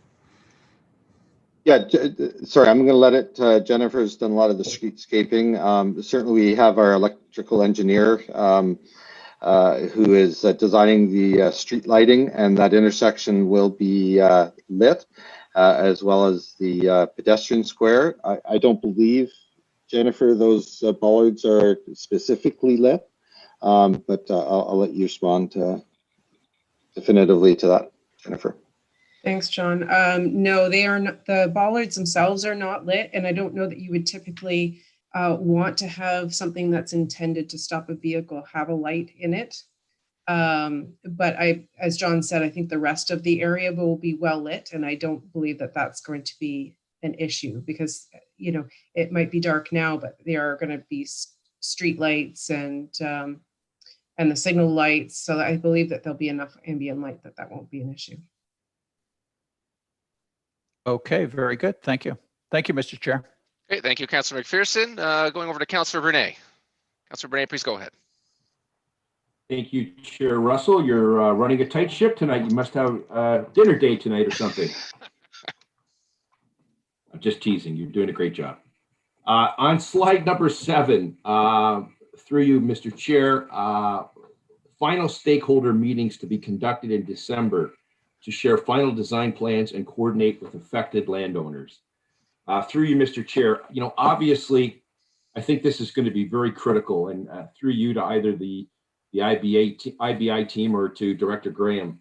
You know, we've had a difficult year with COVID. I'm sure a lot of these businesses have been affected with you know, the pandemic and the construction of the museum, as well as already the underground utility. So, you know, we've struggled. We've tried to do a great job, but obviously, you know, open houses are not really available at this time. But I mean, we can do virtual open houses. But I think it's going to be really important to do that shareholder and that stakeholder engagement, not only because of, you know, the issues these businesses and these homeowners have already had to deal with the museum and with the underground, but also that the fact that we've talked about, this is a 3-year phase project.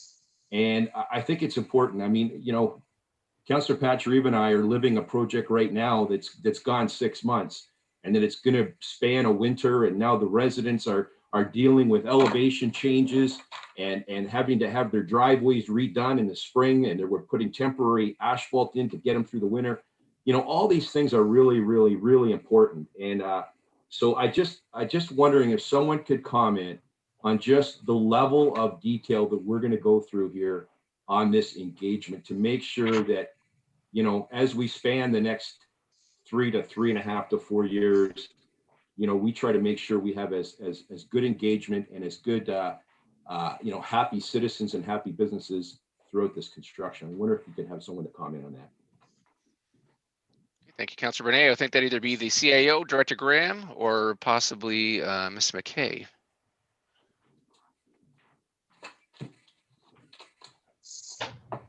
Through you, Mr. Chair, why don't I start and Dave can chime in. I mean, I think first and foremost, absolutely. I think like the councillor suggested, we collectively as partners with council oftentimes live and breathe these projects. And I think challenges, frustrations, and items that come along with it, especially when our residents are impacted, and one that stretches multiple years is going to be even more challenging. And so I think we're going to make sure that all the necessary communication resources, citizen engagement resources, and appropriate project management resources are part of this project, and that we're communicating often, regularly, even if we're not saying a lot. I think it's important that both residents and ourselves, I think, are available to talk, to engage. Our consultants need to be part of those conversations. And I think that you're going to see that occur on this particular project, that we've been engaging all along. This is a very engaged stakeholder community, a very engaged stakeholder constituency in this particular area. And so I think we're aware of that, but I know Director Graham probably has some comments to make, and then both Mr. Deaney and Ms. Busnello may also have some comments. Thank you, Mr. CAO, through you, Mr. Chairman. No, absolutely what Mike was saying. I mean, one thing, you know, we really want to make sure we're in really good communication with the businesses out there. We respect that, you know, when we go into the construction stage, there will be impacts. So we're going to do our best to minimize that, communicate and plan in ahead of time. That's going to be very critical. I know we have some different ideas around our communication strategy. We're going to have a website available as well that will have frequent updates on. Plans will be available on the website, etc. So, you know, our main objective is to ensure that, you know, we're sharing as much information as possible. You know, that'll be very important for the success of the project. So I don't know if Mr. Deaney has anything he'd like to add to that or not. Yes, thank you, Director Graham and Mr. CEO, and Chair, through you to the councillor. And then I'll allow, or I'll let Ms. Bunello chime in as well, because I know her and I have been talking about this. From an economic development and tourism perspective, extremely happy and quite excited about the possibilities of this project. And I know a lot of our business owners along Main Street are quite excited as well. In fact, our tourism coordinator, who's at home watching live tonight, her and I had a conversation with Vintage Hotel this afternoon about an unrelated matter. And we brought up that, you know, this project was going to be coming to council this evening, and Vintage, obviously, as a representative of the retailers in Main Street, are quite excited about this project as well. So as the CEO said, and Director Graham had mentioned, you know, engagement with our business community and the residents of Jordan will be a key factor in this project moving forward, not just in this design phase, but also throughout the entirety of the project. And I know Ms. Bunello is looking forward to working with the consultants and Public Works on making sure we're communicating with our businesses and the residents. And I'm going to turn over to her because I know she's got some ideas in terms of what some of that engagement may look like. Thank you. Thank you, Paul, and through you, Mr. Chairman. We'll look at having some. We'll look at a communication strategy that's going to achieve a few goals. So looking at keeping residents and visitors informed through the design phase, but then as construction begins. So looking at what some of those impacts are going to be and making sure that residents and visitors are aware and that they have the information they need that, you know, to get through the construction phases. But then looking also at communicating what the improvements will bring to the community. So, you know, looking at high level and what, you know, ensuring that some of that, that the community is aware about of how the project is going to provide for those desirable public spaces for the local community and the tourism perspective. So as Paul mentioned, ensuring that it aligns with our tourism strategy. And, you know, our communication strategy will be comprehensive, and we'll look at using the variety of tools that we have at our disposal. So through regular website and social media updates to reach the greater public, the whole community, looking at some of our potential for media relations and working with the local papers to highlight some of the benefits to the project and keeping the community informed. We've talked about direct communications with with the key stakeholders. So we can look at a variety of newsletters. We've got an economic development newsletter that goes to our business community, working with, internally with Public Works to get those conversations and have those direct communiques with the local businesses and community groups.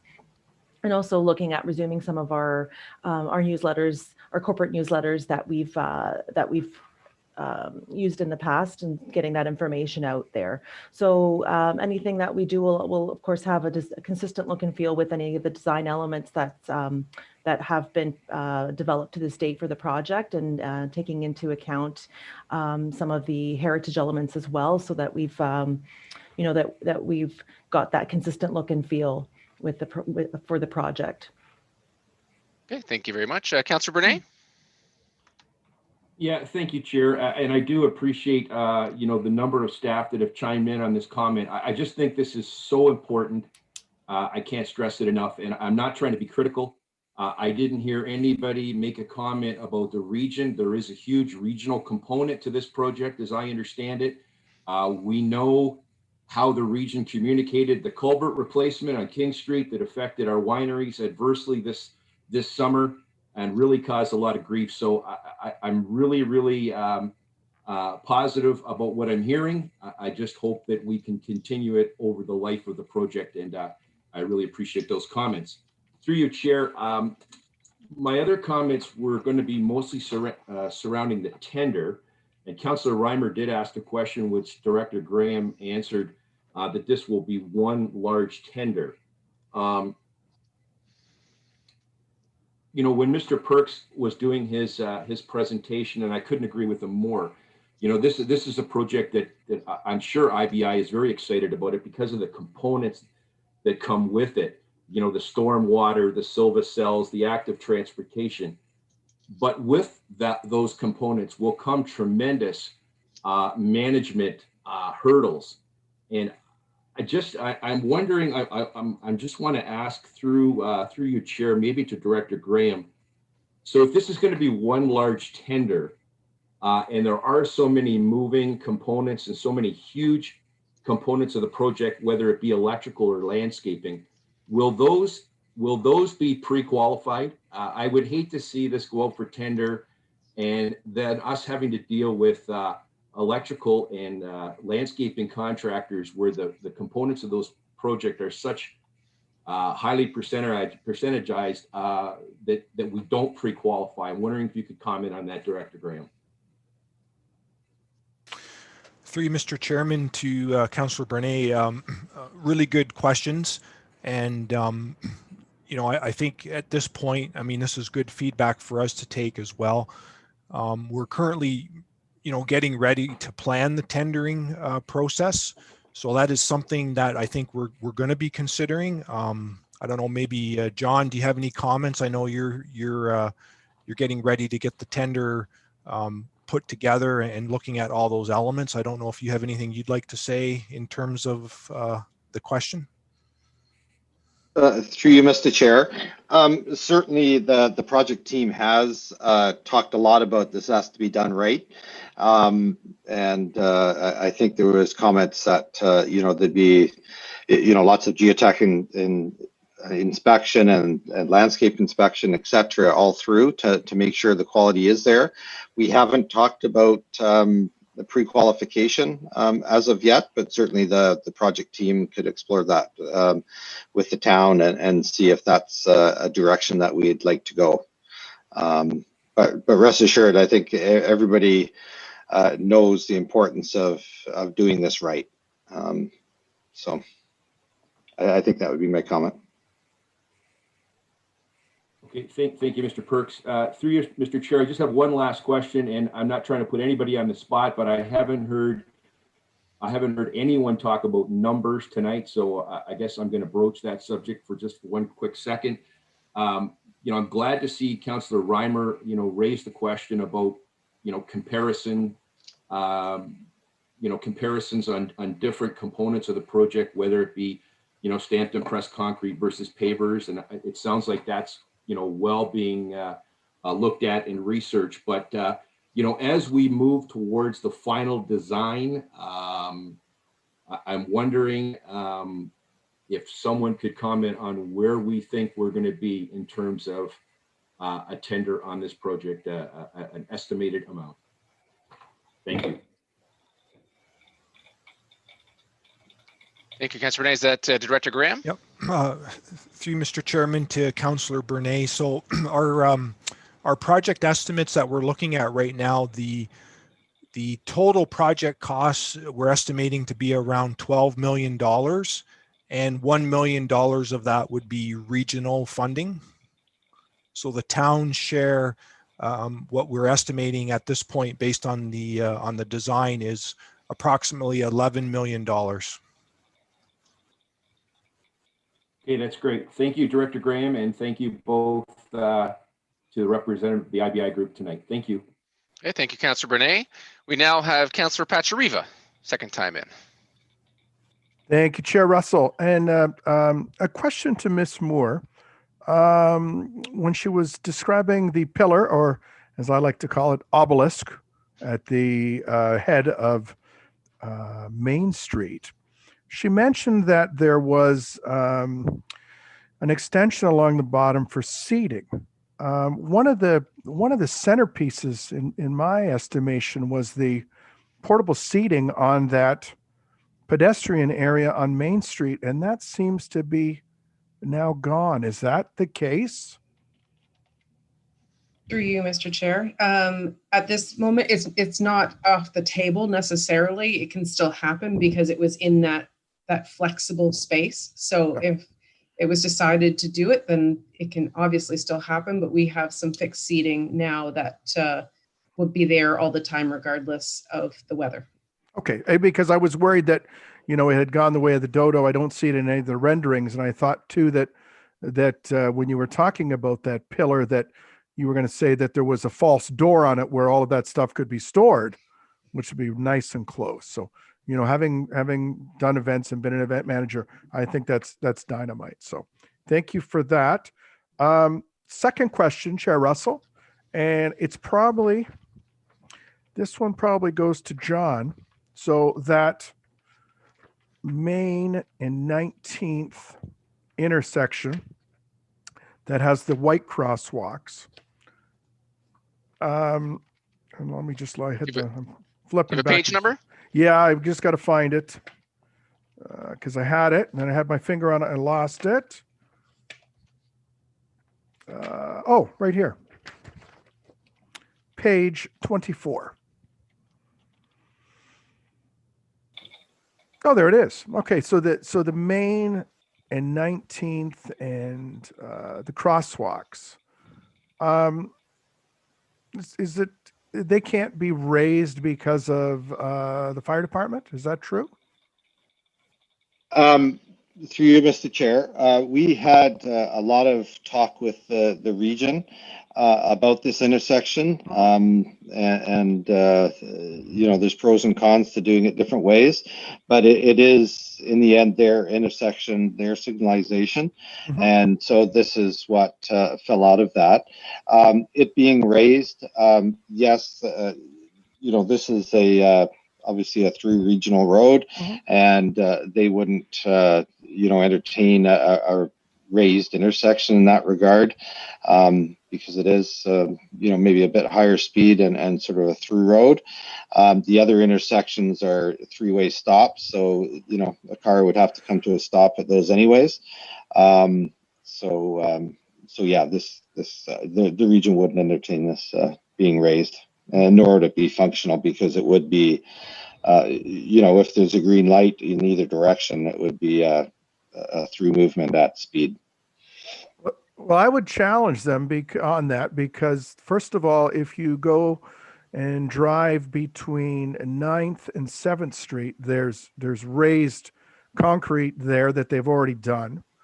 In Haldeman, in Jarvis, the intersection of Highway 3 and Highway 6 has a raised crosswalk. Speed limit through there is 80. Coming out of that hollow, it's a blind corner, and the raised portion of that crosswalk would not only provide safety, but slow traffic down against a green light. And if we can't do that, years ago, one of my very first AMOs I attended, there was an application that in the white bars was actually crystals that went. So when headlights hit them, they light up and make it more apparent. So if we're not going to raise it, I would really like you to look at that, just to give some functionality and safety to the residents now that are going to be traversing into the village, if that's possible. Through you, Mr. Chair, certainly we can explore. I think those are all good comments, bearing safety in mind. Certainly we can explore that with the region of, alternate or other methods that we might be able to increase safety. Okay, terrific. Certainly. Thank you. Terrific. And then my final question is with respect to the parking lot, again, behind the fire hall. And let me flip to my slide. number 17. So in the notations, it had talked about the ability to have a parking system in there, and the infrastructure would be in place. So I imagine it's similar to Burlington, where you go and there's a kiosk and you punch in your license plate and a ticket is printed out. So will we have similar infrastructure in place for on-street parking on Main and 19th? And what about the 2 private lots? So we're either going to be all in, or are we going to have differentiation? Through you, Mr. Chair, I'll start off, and then maybe others can chime in from the project team. Yeah, a lot of the ticketing, while we're providing provision for it, the final details haven't been established yet. For example, the EV charging, we're putting all the ducting in, so the wires can be pulled, so we don't have to dig anything up. Similarly with the parking, ticketing machines, they'll be able to be installed. I think a lot of them are wireless anyways, but certainly we're running conduit to them to allow the provision for those in the future. Terrific. Thank you, John. And the other question about who's going to field that, is that Mr. Graham? Through Mr. Chairman to Councillor Pachariva. Like I say, I think we need to make that decision still, what we want to do around paid parking. We still have time to do that. As John said, we're going to have, the parking lot, we're not going to, that's at the end of the construction phase as well. So we're talking, 2023, by the time that this parking lot we're looking at is going to be completed and functional. So I think we need to decide as the town, what we want to do with paid parking. We need to kind of go through that process, but we're designing it, and it's going to be future ready for that if we want to do that, I guess. Okay, because if we've heard Mr. Karkopoulos once, we've heard him 10 times, and Chair Russell, you'll agree with this. At budget, we don't have an expense problem; we have a revenue problem. So, I'm glad that we're taking that into mind and having the conduit and the infrastructure put in place. But if this is paid and nothing else is, my fear is you're going to have a beautiful parking lot that's not utilized. So we got to seriously look at this, where it's either all or nothing. So, in my opinion, anyway. Okay, thank you, Mr. Vice Chair. We're going to go to Councillor Rajema. Please go ahead. Thank you, Chair Russell, and thanks for the presentation. I know that I wasn't here for the presentation, but I did look through the document that you sent out, and I reviewed the presentation. I just wasn't here for your explanation of it. So I don't know if you talked about how many light standards there are. I'm assuming we're proposing that they're going to be LED lights, because I believe we have standards in place for new developments that they be LED lights. So my question, I guess, is probably through to staff, and that's that, are there funding opportunities that we're aware of related to LED street lighting? I know we had some when we installed our LED street lighting throughout the town, 8 years ago. Have we looked into that, or is that something that we're going to wait and do once the detailed design is complete? Thank you, Councillor Gemma. Yeah. Director Graham? Thanks. Through Mr. Chairman to Councillor. We haven't looked at specific funding around the LED lighting. That is definitely our standard. So anytime, we're reconstructing a road and improving the lighting, we want to ensure we have LED lighting in place. In this particular project, we are using the decorative lighting to kind of keep with the heritage feel, and it will be LED. Yeah, there's no funding grants currently available for that, but we definitely will, continue to explore that. There is currently LED street lighting in the area currently, but it's the more typical style with the light on a hydro pole type arrangement. So that will be all replaced. Okay. All right, thanks. I appreciate the clarity. Okay, thank you, Councillor Gemma. Councillor McPherson, you mentioned earlier you had a longish list of questions. Do you have anything further? Mr. Chair, my questions have been asked. The question on the parking meters was asked by Councillor Pacharivas, so I'm all good. Okay. Thank you for checking in. Oh, always. Seeing no further questions at this point, I just want to make a clarification and a note that Councillor Mikulik declared interest to item 5.1, the presentation regarding Jordan Village Improvement Plan, as he owns investment properties along the current residence within the captured area. He refrained from the discussion and also from voting. So I think that was missed in all the lights and excitement regarding the presentation. So from that, we will move on now that it is noted. So there being no further discussion, we have a motion moved by Councillor McPherson to receive and file as information the presentation regarding Jordan Village Improvement Project provided by John Perks and Jennifer Moore of the IBI Group. I will now ask our clerk to call the vote. Thank you, Mr. Chair. Can you hear me okay? Yes. Excellent, thank you. Mayor Easton? Support. Councillor Timmers? Support. Councillor Regima? Yes. Councillor Reimer? Yes. Councillor Pachariva? Yes. Councillor McPherson? Yes. Councillor Bernay? Yes. Chair Russell? Yes. Mr. Chair, that motion carries. Thank you, Aaron. Going on to confidential items, I see none. Do we have any committee remarks? I see none. Before we adjourn, I just want to thank our presenters, Mr. Perks and Ms. Moore, for all your hard work on this, for your commentary, and also to staff for all their hard work and their commentary as well. It all means quite a great deal. So we look forward to working on this and hearing more updates down the road. There being no further business, I call this meeting adjourned at 6:02 p.m. Have a great night. Thank you. Good night.